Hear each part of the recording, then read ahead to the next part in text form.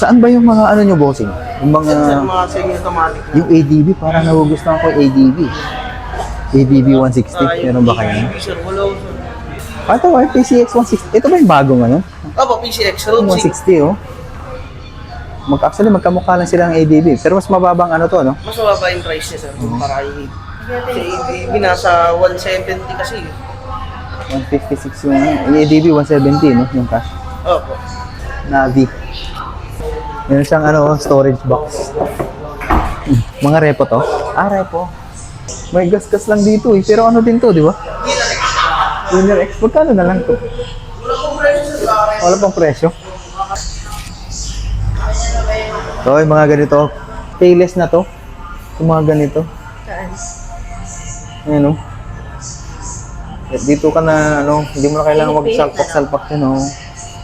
Pipindutin mo na lang yung ano, remote. Kailan kayo magkakaroon ng stock ng ADB? Hindi po, kasi taka-deliver lang kasi hindi ko sila magbulot. Kakakuha lang kanina ng ano.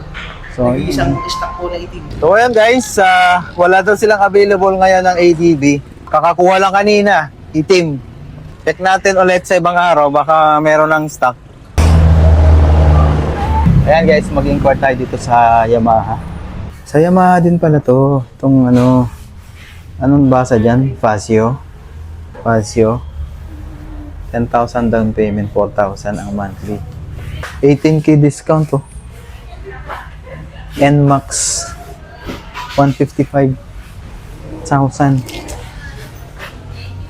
Meron pa yung ditong XSR 155. XXR. Order, sir. Ah. Ganda rin itong Aerox na to. Oh.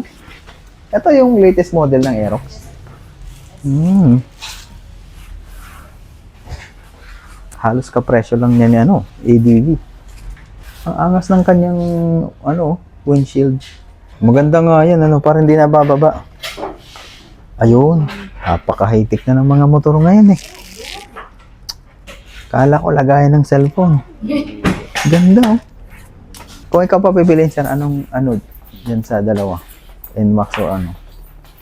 Aerox. Kung sa akin po, handling, mas relax po ito. Itong NMAX. Opo. Oh. Pero po ito, standard lang to alam ko. Hindi siya turbo. Ito. Mm. Pero sa takbo, medyo mas maganda to kasi Ito. ano siya, turbo. Pwede mo siyang gamitin na engine brake. Tapos para siyang nakakambyo na. Ito version 2 na to. 3. Version 3 na to. Opo. Ito yung latest pala. Opo, yan. Yung may turbo. NMAX na may turbo. Ayan, nakadis na siya. Oh.